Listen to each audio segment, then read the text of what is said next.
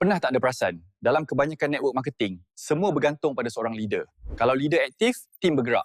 Kalau leader stop, semua berhenti. Akhirnya, orang penat. Sistem pun jadi perlahan. Tapi dalam ekosistem sebenar, sistem tak patut bergantung pada seorang individu. Ia patut bergerak sebagai satu tim. Dan di sinilah, tim Synergy Flow memainkan peranan.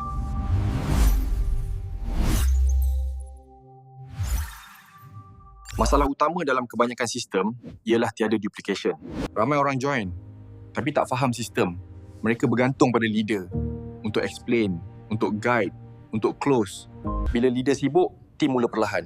Bila leader berhenti, sistem terus jatuh. Inilah yang berlaku bila sistem bergantung pada individu, bukan pada struktur. Tim Synergy Flow dibina untuk ubah konsep ini. Dalam tim Synergy Flow, anda bukan bergerak seorang. Anda bina tim kiri dan anda bina tim kanan. Bila kedua-dua tim berkembang, sinergi akan berlaku. Sinergi bermaksud pertumbuhan berlaku secara bersama. Bukan seorang bergerak, tapi seluruh tim bergerak.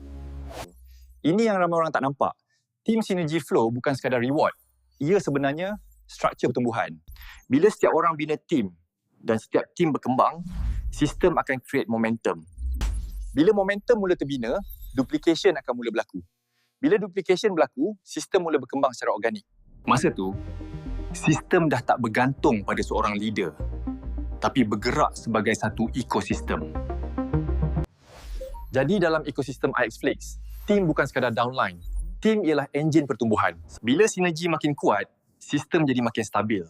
Dan bila sistem dah stabil, pertumbuhan pun jadi lebih konsisten. Kalau anda serius nak bina sesuatu untuk jangka panjang, jangan sekadar fokus pada reward. Fahami sistem, fahami sinergi, fahami duplication. Start dengan education. Follow MSR Academy. Kita faham dulu, baru kita bina.